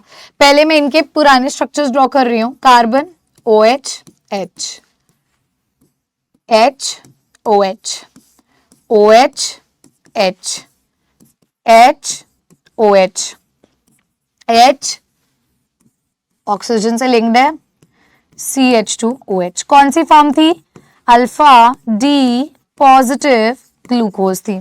यहां पे बेटा बीटा फॉर्म भी बनाते हैं, OH carbon H, H OH, OH H, H OH, H CH2OH। ये कौन सी फॉर्म है मैम? बीटा फॉर्म है। कौन सी है बेटा? Beta D positive glucose. आइए जी इसको पढ़ते हैं, समझते हैं जी ध्यान से। पहली बात तो बेटा मैं आपको बता देती हूँ, हार्वर्थ स्ट्रक्चर रिजेंबल्स पायरैन रिंग। पायरैन रिंग को रिजेंबल करता है। किसको भाई? पायरैन रिंग को रिजेंबल करता है। पायरैन रिंग को बेटा रिजेंबल करता है, इसलिए जो स्ट्रक्चर बनेगा वो ग्लूकोपाइरेनोज कहलाएगा। ग्लूकोपाइरेनोज कहलाएगा। कैसे मैम? क्या क्या बता रहे हो मैम? एक बार दोबारा समझाने की कोशिश करो। आओ बेटा जी आराम से पढ़ते हैं, क्लियर हो जाएगा भी what do I refer to this structure. पहली चीज बेटा आपने कुछ भी नहीं करना है, कंफ्यूजन क्रिएट नहीं करनी है, ध्यान से सुनना। पहले ऐसा बना लो सभी, ऐसा ही एक और यहां बनाएंगे। बना लिया सभी ने? मेरे साथ साथ बनाएंगे।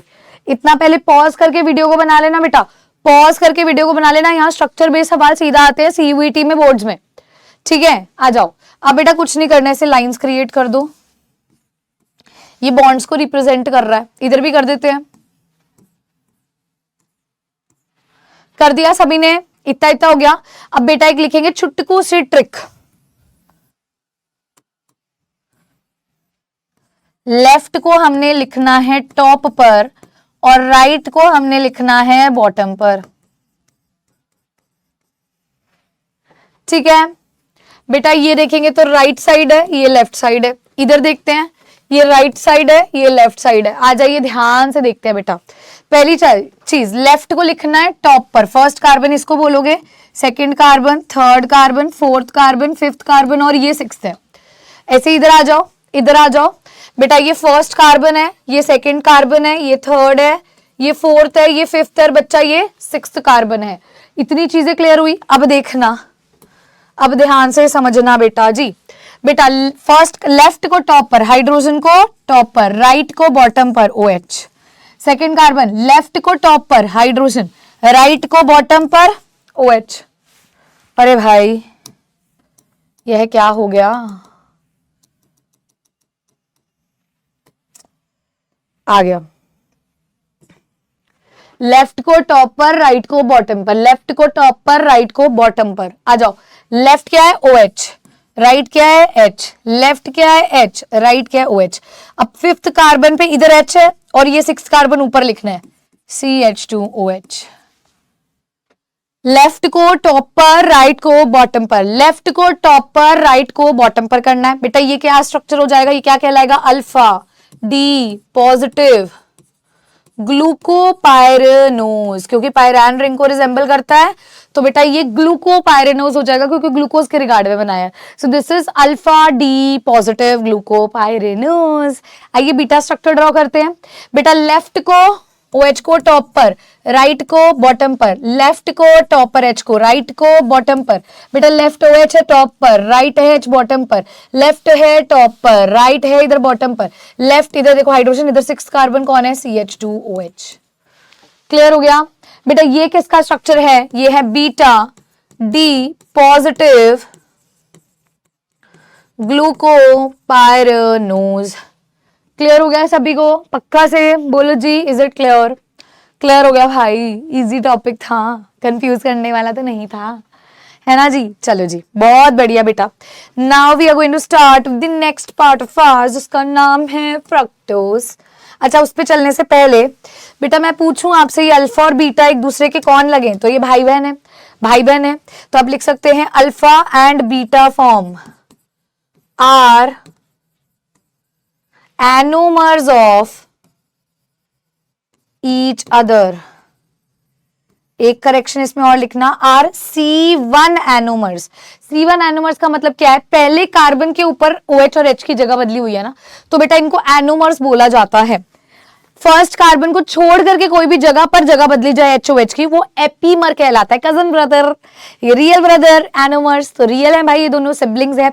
ठीक है, तो alpha and beta forms are C1 anomers, मतलब C1 कार्बन के ऊपर अदला बदली है H और OH ग्रुप की, अगर उसको छोड़ करके किसी और कार्बन पर होगी तो वो एपीमर कहलाएगा। क्लियर है, दोबारा रिपीट कर देती हूँ फ्रॉम द वेरी स्टार्ट। यार ये अभी इससे पहले तो रिविजन थी, यहाँ से स्ट्रक्चर स्टार्ट हुआ, पहले साइक्लिक बनवाया, नेगेटिव को पॉजिटिव से जोड़ा, सारी छोटी छोटी बातें बेटा बहुत डेप्थ में बताई है, अल्फा फॉर्म बीटा फॉर्म क्या होती है, ये चीजें एक्सप्लेन की है, और ये मैंने आपको C1 एनोमर्स के बारे में बता दिया। अब बच्चे अपन स्टार्ट करने जा रहे हैं विद फ्रक्टोज। किसके बारे में, फ्रक्टोज। देखो अभी ग्लूकोज का एक छोटा सा ना टॉपिक है, पेंटाएसिटेट और ये वो एनसीईआरटी से रीडिंग वाला है, भी साइक्लिक स्ट्रक्चर क्या एक्सप्लेन नहीं कर पाया, तो अभी एनसीईआरटी बुकलेट भी पढ़ेंगे तो वो टॉपिक्स भी वहां पर क्लियर हो जाएंगे। ठीक है जी, चलिए मैं पहले बता दूं बेटा, इस चैप्टर के लिए आपको एनसीईआरटी बुकलेट पढ़नी है, क्योंकि सीयूईटी में भी डायरेक्ट सवाल आता है और बोर्ड्स में भी बेटा डायरेक्ट सवाल आता है, इसीलिए। ठीक है, फ्रक्टोज से स्टार्ट करते हैं बेटा। फ्रक्टोज एक इंपॉर्टेंट कीटो हेक्सोज है। कीटो हेक्सोज मतलब, कीटो मतलब मैम कीटोन है, हेक्सोज मतलब मैम टोटल 6 कार्बन एटम है। मैम सेम ही तो फॉर्मूला है,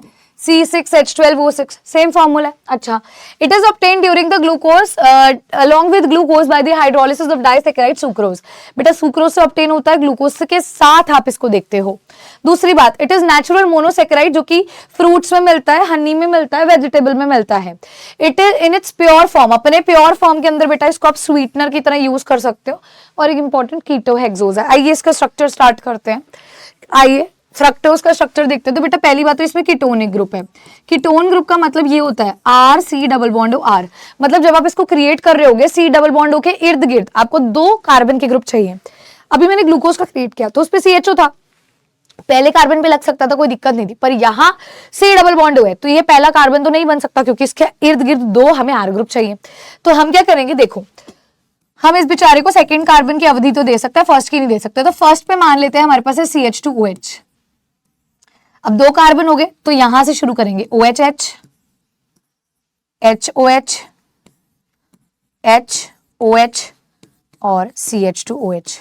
उसके अंदर पहले कार्बन पे HOH था ना, बस यहाँ पे अगले कार्बन से स्टार्ट कर देना है। यहाँ पे बेटा जी अगले कार्बन से स्टार्ट कर देना। अच्छा एक और छोटी सी ना चीज जो मेरे ध्यान में आई, जो मुझे लगा मुझे आप लोगों को बताना चाहिए। क्या बेटा जी, जैसे अगर आपने यहाँ पे ना ऑब्जर्व किया हो, इन स्ट्रक्चर्स में ऑब्जर्व किया हो तो बेटा यहाँ पर आप देख रहे हो जैसे ये फर्स्ट कार्बन है, ये सेकेंड है, ये थर्ड है, ये फोर्थ है, ये फिफ्थ है, ये सिक्स्थ है। बेटा फर्स्ट कार्बन और फिफ्थ कार्बन के बीच में ऑक्सीजन की लिंकेज है। यहाँ देखो फर्स्ट और फिफ्थ के बीच में ऑक्सीजन की लिंकेज है। तो ये चीजें भी प्रूव होती हैं धीरे धीरे जब आप चीजों को ध्यान से पढ़ते हो, है ना। वापस आते हैं बेटा जी, वापस आते हैं तो ये हमारा किसका स्ट्रक्चर है जी, फ्रक्टोज का स्ट्रक्चर है। सभी बच्चे पहले इसको लिख लें, पहले इसको नोट कर लें बेटा। ये डी नेगेटिव फ्रक्टोज है। क्या है बेटा, डी नेगेटिव फ्रक्टोज है। अब मैम डी क्यों बोला, पहली बात तो छोटी छोटी चीजें आपने कहा था बताओगे, तो डी का मतलब मैंने पहले ही बता दिया था। जब आपका OH कहां पर होगा, राइट हैंड साइड पर, कायरल नीचे वाले कायरल का, लास्ट कायरल कार्बन का, है ना। ठीक है। अच्छा मैम नेगेटिव मतलब ये क्या है बेटा, लेवियो रोटेटरी, मतलब मैम ये प्लेन पोलराइज लाइट को लेफ्ट डायरेक्शन में रोटेट करती है। भाई वो प्लेन पोलराइज लाइट को राइट डायरेक्शन में रोटेट करता तो डेक्स्ट्रो रोटेटरी था। ठीक है। अब आप ऐसे खड़े हो तो दिस इज राइट डायरेक्शन में rotation is dextrorotatory. Positive से रिप्रेजेंट करते हो या स्मॉल डी से। लेवियो रोटेटरी को बेटा स्मॉल एल से रिप्रेजेंट करते हो या नेगेटिव से रिप्रेजेंट करते हो। तो यहाँ पे स्मॉल एल नहीं लिखा हमने, नेगेटिव लिखा। कैपिटल डी कैपिटल एल अलग अलग है, स्मॉल डी स्मॉल एल अलग अलग है। Please don't get mixed with them. ठीक है। फ्रक्टोज तो आपको पता ही है। तो बेटा ये इस तरीके का अपना स्ट्रक्चर हो जाता है। आइए इसका साइक्लिक स्ट्रक्चर कैसे ऑब्टेन करते हैं उसको भी देखते हैं, उसको भी समझते हैं। तो बेटा हमें पता है this is partial negative, this is partial positive. इसको अगले पेज पे ड्रॉ करवाती हूँ वरना बेटा हॉच पॉच हो जाएगा ना सब कुछ आपके लिए। इतना लिख लिया। आइए बच्चे अगली चीज देखते हैं। तो अगली चीज हमारे पास क्या आती है, जैसे हमारे पास सी डबल बॉन्ड हुआ है, इधर है CH2OH, इधर हमारे पास है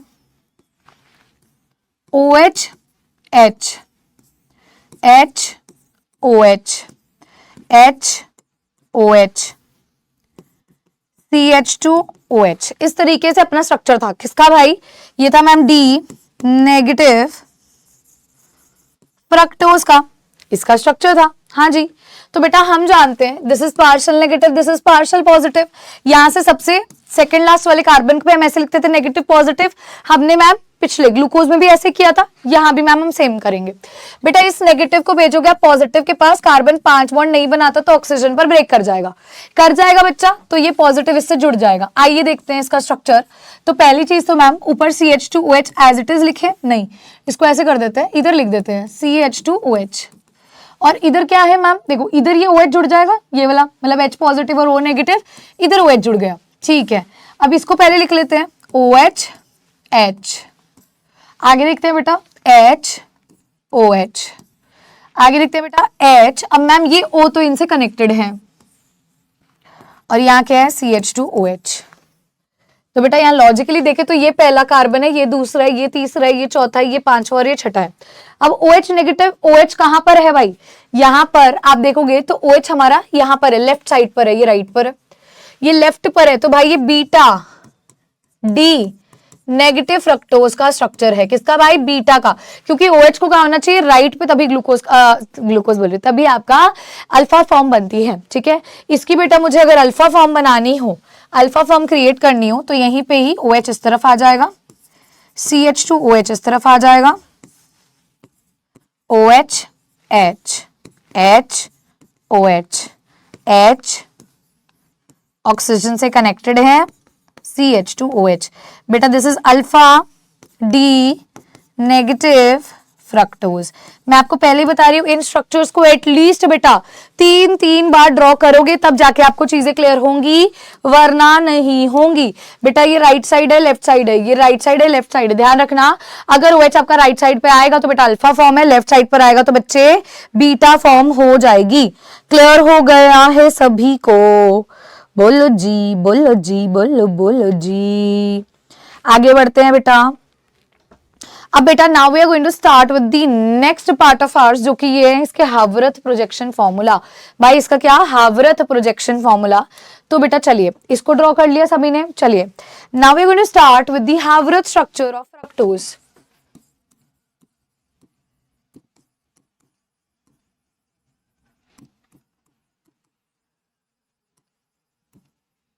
बेटा हम स्टार्ट करने जा रहे हैं with the Haworth structure of fructose.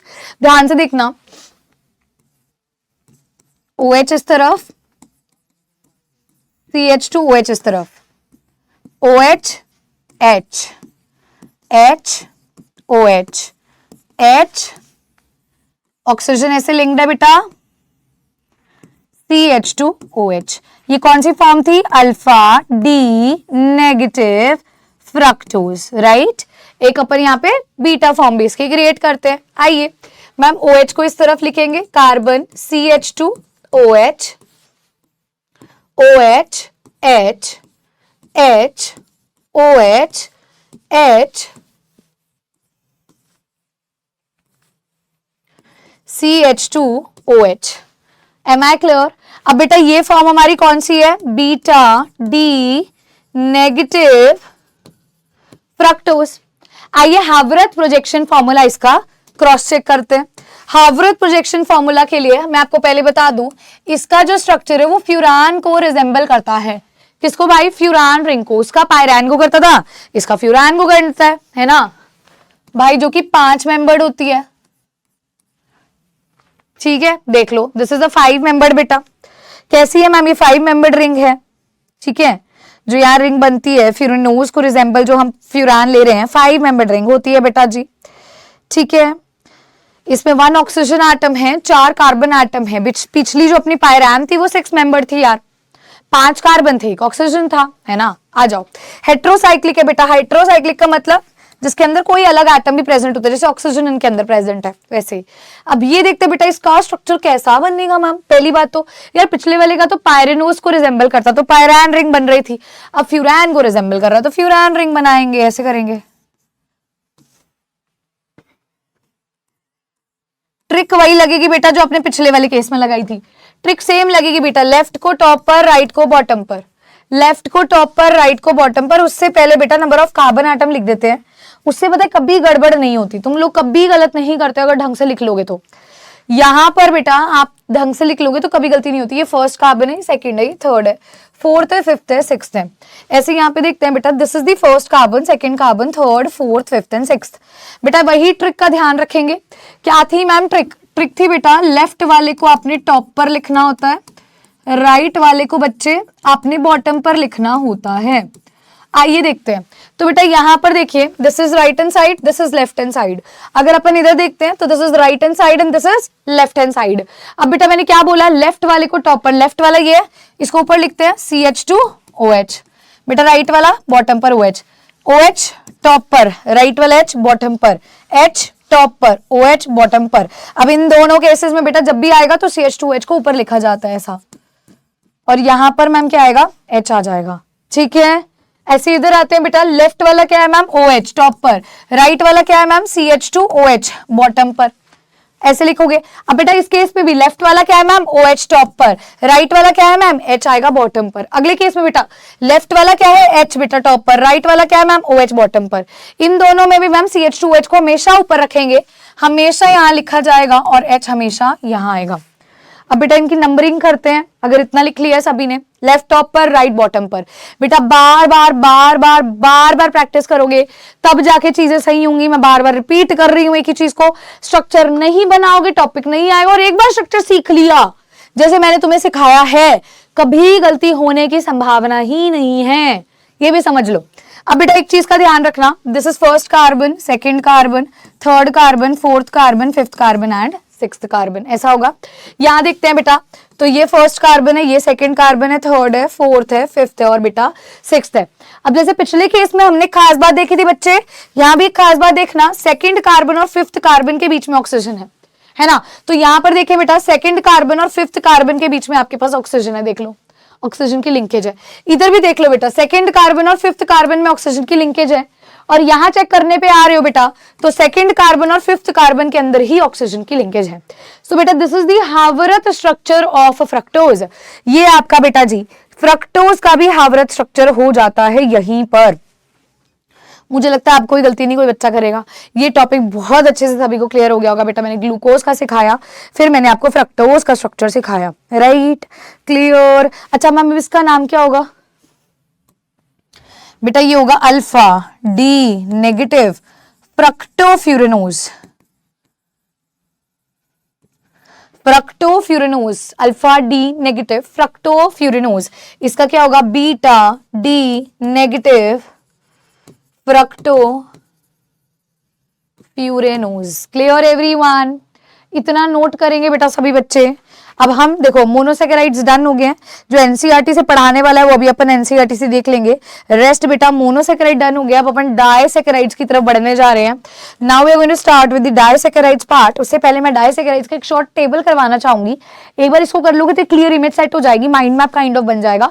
उसके बाद बेटा कुछ भी नहीं करना, उसके बाद डिटेल में अपन इसको पढ़ते हैं। तो अब हम क्या करेंगे बेटा, हम लिखेंगे डाइसेकेराइड्स, हेडिंग डालेंगे बेटा, हम हेडिंग डालेंगे बच्चे डाइसेकेराइड्स, ठीक है।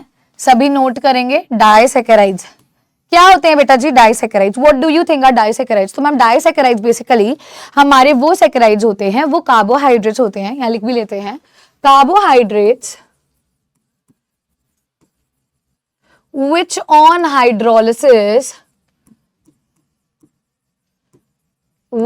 hydrolysis yields का मतलब प्रोड्यूस करना, yields 2 monosaccharide units।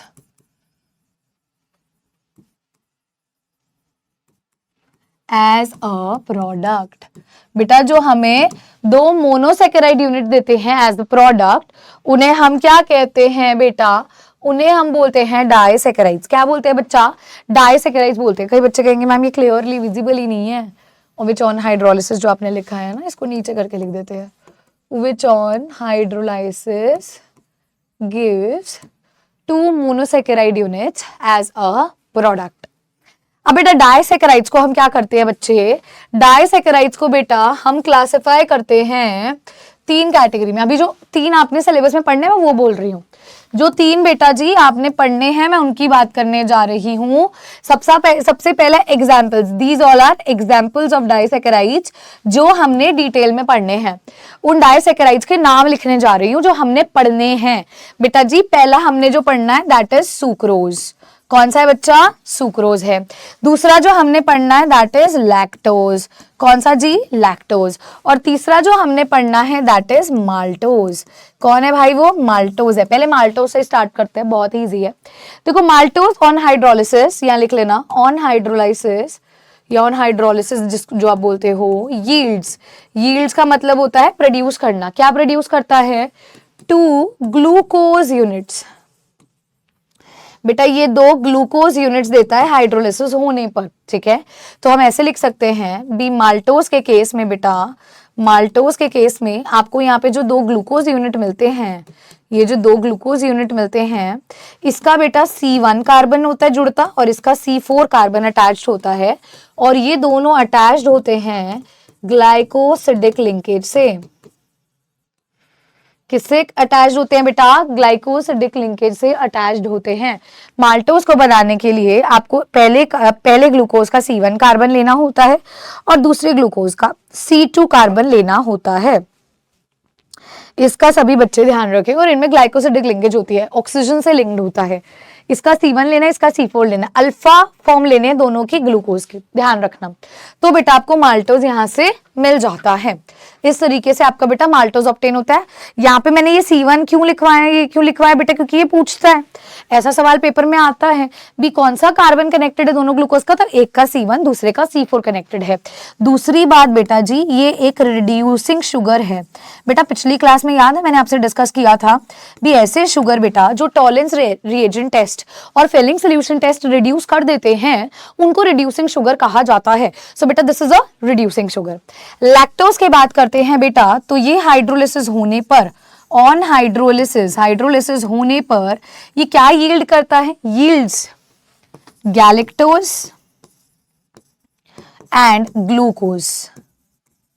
ये गैलेक्टोज और ग्लूकोज यील्ड करता है जो कि दोनों क्या है हमारे मोनोसेकेराइड्स है। कैसे भाई, लैक्टोज कि जब आप हाइड्रोलिसिस करते हो या आप बोलो आपने लैक्टोज ऑब्टेन करना है तो बेटा आपको गैलेक्टोज चाहिए होगा और बच्चे आपको ग्लूकोज चाहिए होगा।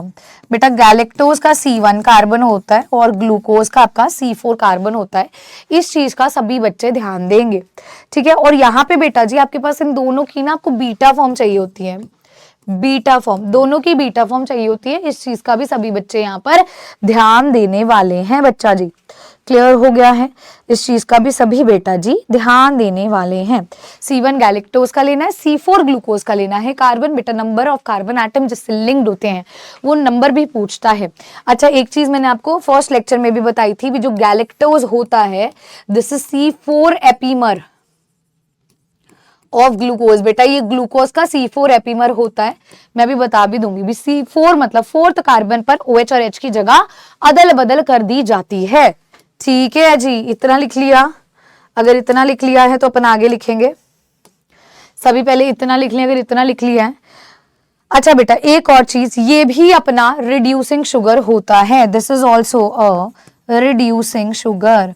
भाई ये भी क्या है मैम, ये भी रिड्यूसिंग शुगर है, ये भी फेलिंग टेस्ट और टॉलेंस रिएजेंट टेस्ट कर देता है, दे देता है।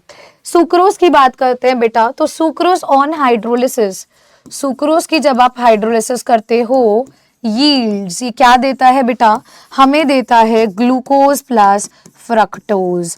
ठीक है, ये दोनों क्या है मोनोसेकेराइड यूनिट्स है, ये सभी डाइसेकेराइड्स है क्योंकि ये 2 यूनिट दे रहे हैं आपको हाइड्रोलिसिस होने पर। अब बेटा मैं इसकी अगर बात करती हूँ, मैं इसको इस तरीके से लिखूं भी भाई आपके पास क्या है सुक्रोज है, आपने सुक्रोज की क्या करवाई मैम, हाइड्रोलिसिस करवाई।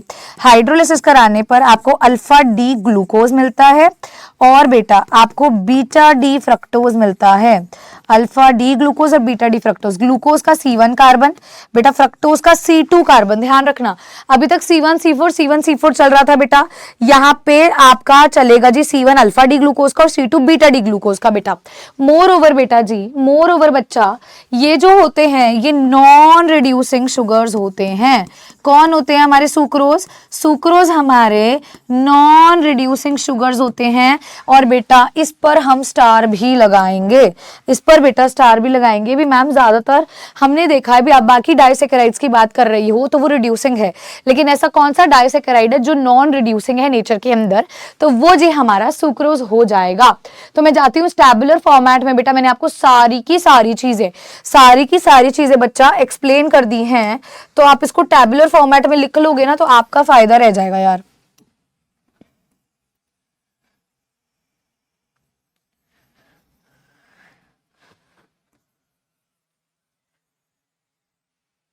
टैबुलर फॉर्मेट में लिख लोगे ना बेटा तो आपका फायदा रह जाएगा, मैं साफ साफ बता रही हूं। बहुत इंपॉर्टेंट टॉपिक है, अदरवाइज मैं आपको बोलती ही ना। बहुत बहुत बहुत बहुत इंपॉर्टेंट टॉपिक है बेटा। मैं सबसे पहले स्टार्ट करूंगी माल्टोज वाले पार्ट से। माल्टोज का एक एग्जाम्पल आज लूंगी, बाकी एग्जाम्पल्स हम कल करेंगे क्योंकि वरना आपके लिए बहुत सारे स्ट्रक्चर्स आज की क्लास में हो जाएंगे। ग्लूकोज हो गया, ग्लूकोज के साइक्लिक स्ट्रक्चर्स हो गए, फ्रक्टोज हो गया, फ्रक्टोज के साइक्लिक स्ट्रक्चर्स हो गए। बस अब मैं आपको सिर्फ और सिर्फ एक माल्टोज का केस आज बताऊंगी, रेस्ट बच्चे अपन करेंगे अगली क्लास के अंदर, वरना आपके लिए बहुत हेक्टिक हो जाएगा। या एक काम करते हैं बेटा, अब हम एनसीईआरटी रीडिंग करते हैं, बेस्ट पार्ट है। देखो इतना अगर मैं आपको इन डिटेल आगे और बताने लग गई आप लोग कंफ्यूज हो जाओगे क्योंकि स्ट्रक्चर्स बहुत है। आप खुद देख रहे होगे मैंने कितने स्ट्रक्चर्स बता दिए, टैबुलर फॉर्मेट में एक्सप्लेन कर दिया। तो एक बार एनसीईआरटी से इसको रीड आउट कर लेते हैं, फिर अपना चैप्टर क्या यहीं पे डन हो जाएगा, है ना। चैप्टर मतलब आज की क्लास डन हो जाएगी, चैप्टर तो अभी अपना पढ़ा है लेकिन आज की क्लास डन हो जाएगी और आपको हेक्टिक भी नहीं लगेगा। मैं नहीं चाहती कोई भी चीज़ आपके लिए कैसे हो जाए, भी बर्डन हो जाए, अरे मैम यार ये तो आपने बहुत टफ चीज़ हमें पढ़ा दी है, हमसे नहीं हो रही है, ऐसा ना फील हो आप लोगों को, वो नहीं मैं चाहती, वरना फायदा नहीं होगा ना बेटा कोई भी चीज़ करने का। पहली चीज़ तो बेटा एक ये शॉर्ट ट्रिक के फॉर्मेट में, शॉर्ट आपका माइंड मैप के फॉर्मेट में एक ये पेज लेकर के आई हूँ जिसके अंदर आपका ग्लूकोज के सारे स्ट्रक्चर्स और फ्रक्टोज के सारे स्ट्रक्चर्स का एक माइंड मैप काइंड ऑफ है जो आपकी बहुत मदद करने वाला है। जैसे मान लीजिए ये हमारा ग्लूकोज का स्ट्रक्चर था, इससे जो जो रिएक्शन यहाँ हो सकती थी मैंने सारी रिएक्शन एक टेबल की फॉर्मेट में लिखी है। जब आप लोग इसको बना लोगे, लर्न कर लोगे, रिवाइज कर लोगे, तो बेटा इसको माइंड मैप को ऐसे कैसा क्रिएट कर लेना ताकि आपके रिविजन फटाक से हो सके। जैसे मान लीजिए इसकी रिएक्शन आप HI के साथ करवाते हो, प्रोलॉन्ग्ड हीटिंग करवाते हो, तो आप जानते हो बेटा N हेक्सेन मिलने वाला है जो कि क्या कंफर्म करता है भी 6 कार्बन एटम है और सभी के सभी स्ट्रेट चेन में कनेक्टेड है। दूसरी बात मैम, अगर आप NH2H के साथ रिएक्शन करवाते हो यार, यहाँ से ऑक्साइन बनता है जो C डबल बॉन्ड ग्रुप को कंफर्म करता है। HCN के साथ करवाते हो मैम तो साइनोहाइड्रिन बनता है जो ये कंफर्मेशन देता है भी हाँ C double bond group carbonyl group present है। इसके बाद मैम अगर आप यहाँ पर ग्लूकोज एसिड नहीं होगा, दिस इज ग्लूकोनिक एसिड। अगर ब्रोमीन वाटर के साथ कराते हो ग्लूकोनिक एसिड बनता है जो कि कंफर्मेशन देता है भी यहाँ एल्डिहाइड ग्रुप प्रेजेंट है। फिर बेटा एसिडिक एनहाइड्राइड के साथ करवाते हो तो बेटा ये कंफर्मेशन देता है भी 5 OH ग्रुप है। उसके बाद ऑक्सीडेशन कराते हो तो सैक्रिक एसिड ये कंफर्मेशन देता है भी जितने OH ग्रुप हैं वो सभी प्राइमरी अल्कोहल हैं। अब बेटा रही बात इसके स्ट्रक्चर की, तो ये पायरान रिंग को रिजेंबल करता है, फ्रक्टोज फ्यूरान रिंग को करता है। ठीक है, ये किसका है? ग्लूकोज का। ये किसका है? फ्रक्टोज का। तो ग्लूकोज का अल्फा फॉर्म, बीटा फॉर्म मैंने बता दिया, ये फ्रक्टोज का अल्फा और ये बीटा फॉर्म हो जाएगा। वो आपका हो जाएगा जी मैं कहूंगी तो ग्लूकोपायरेनोज, ये हो जाएगा जी फ्रक्टोफ्यूरेनोज। ठीक है, ये भी चीज क्लियर हो गई है। अच्छा बेटा अब मैं आपको फटाफट से ना एनसीईआरटी का कुछ कुछ चीजें बता देती हूँ जो कि बहुत इंपॉर्टेंट है। देखो एनसीईआरटी रीडिंग अगर आप साथ साथ कर लोगे ना यार, तो चीजें ना आपके लिए ही आसान होंगी और किसी के लिए आसान नहीं होंगी। आपका ही बेनिफिट होता है बेटा इन चीजों से, और किसका बेनिफिट होता है?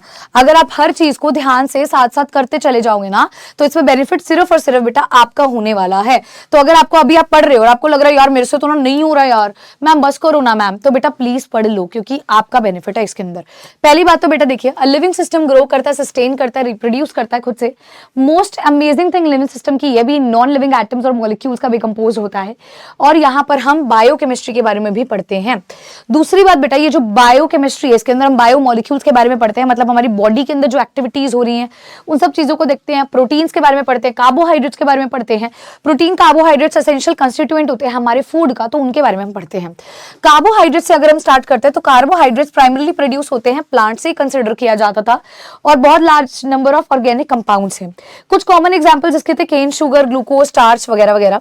इसके मोस्ट ऑफ द कंपाउंड्स का मॉलिक्यूलर फॉर्मूला क्या था बेटा? CXH2OY, ये मैंने पिछली क्लास में भी बताया था।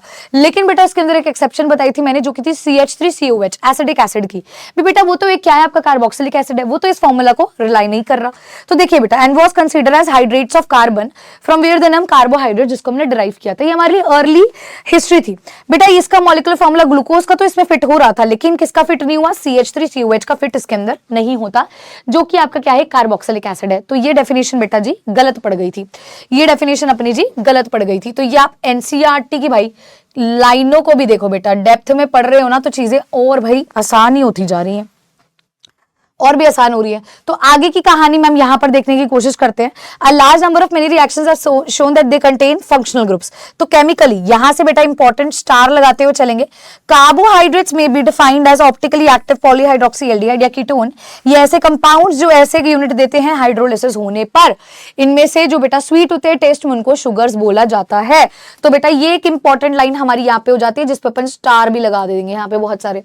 क्लियर हो गया बेटा? तो फर्स्ट पेज पे क्या क्या इंपॉर्टेंट था वो मैंने पिछले पेज पे ये मार्क करवा दिया आपको, और इस पेज पे बेटा जी मैंने आपको ये मार्क करवा दिया है। आई होप सो ये चीजें क्लियर हो गया। अब अगले पेज पे बच्चे चलते हैं अपन, अगले पेज को ध्यान से देखने की कोशिश करते हैं, समझने की कोशिश करते हैं। तो here we have with us that is classification of carbohydrates. अब अपन क्या देखने वाले हैं बेटा? कार्बोहाइड्रेट्स की क्लासिफिकेशन देखने वाले हैं। तो बेटा हम चाहते हैं भी कार्बोहाइड्रेट्स जो होते हैं बेसिकली उनको उनके हाइड्रोलिसिस के बिहेवियर के बेसिस पे हम उसको मोनोसेकेराइड्स, ओलिगोसेकेराइड्स, पॉलीसेकेराइड्स में क्लासिफाई करते हैं। मोनोसेकेराइड्स की बात करते हैं जिनकी फर्दर आप हाइड्रोलिसिस नहीं कर सकते हो, इनको मोनोसेकेराइड कहते हैं। About 20 monosaccharides are known to occur in nature. कुछ कॉमन एग्जांपल ग्लूकोज, फ्रक्टोज और राइबोज आपके हो जाते हैं।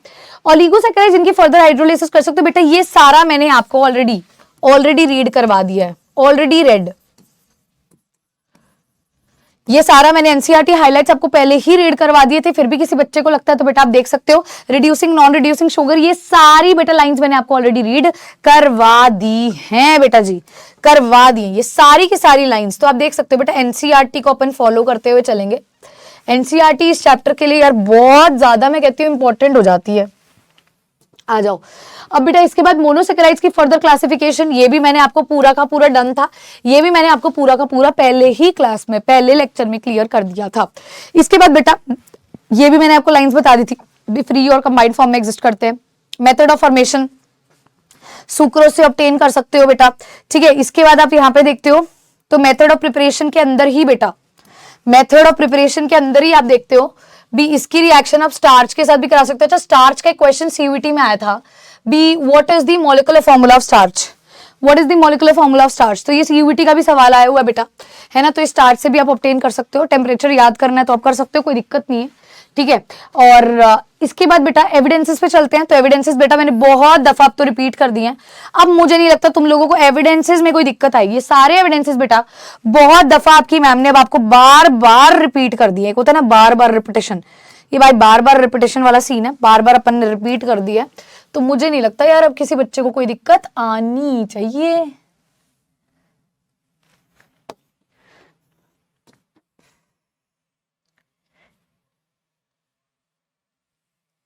ठीक है बेटा, ये सारी चीजें अपन ने डन कर ली थी। अब आगे बढ़ते हैं, कुछ कुछ छोटी छोटी चीजें इसकी बेसिक रिप्रेजेंटेशन की देखते हैं। तो वो कहता है ये जो आप जितनी भी चीजें देख रहे हो फिशर प्रोजेक्शन फॉर्मूला के अंदर, ये उसकी बात की गई है।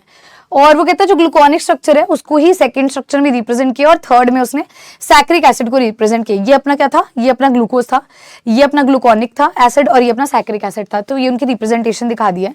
वो कहता है ग्लूकोज को ना हमने डी पॉजिटिव ग्लूकोज बोला है, ग्लूकोज को हमने डी पॉजिटिव ग्लूकोज कहा है, जिसके अंदर डी जो है वो रिप्रेजेंट करता है कन्फिगुरेशन को। बेटा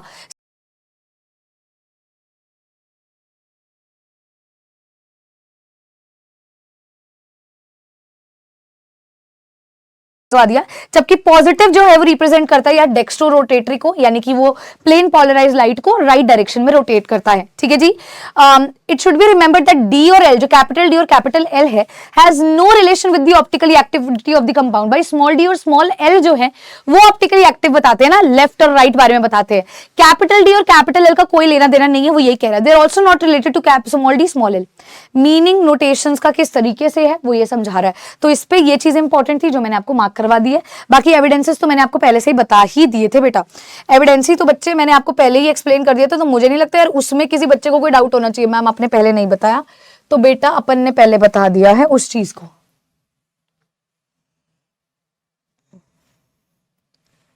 टी के अंदर इस तरीके का भी ये जो कैपिटल डी कैपिटल एल होता है किसको रिजेंबल करता है, किसके बारे में बताता है, रिलेटिव कॉन्फ़िगरेशन बताता है।